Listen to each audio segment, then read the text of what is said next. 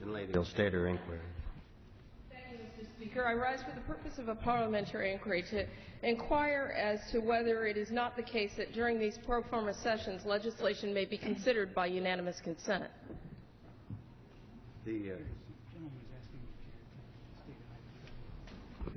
gentlelady has put forward a hypothetical upon which the chair cannot opine. Mr. Speaker, parliamentary inquiry. Gentlelady will state her inquiry. Mr. Speaker, should it not be possible to consider legislation in the complete work on behalf of the American people, including middle-class tax cuts, which we all agree upon should be extended, jobs legislation, the Violence Against Women Act, a farm bill, and a fiscal cliff looming, causing individuals and businesses uncertainty? For the purposes of a parliamentary inquiry, the list goes on and on. Should it not be possible to consider legislation that the Republican leadership has decided instead to schedule only 8 days of votes between August 3rd and November 13th?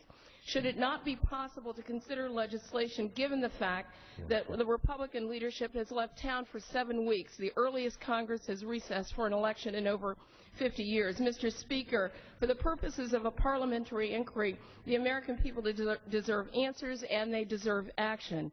They deserve more a pro forma session and a do-nothing Congress and Republican obstructionism. Mr. Speaker, for the purposes of a parliamentary inquiry, Democrats are committed to return to Washington to continue the work of the people, and I would ask my Republican colleagues to join us. Mr. Speaker, is it possible for us to return to work and do the business of the people rather than this pro forma session?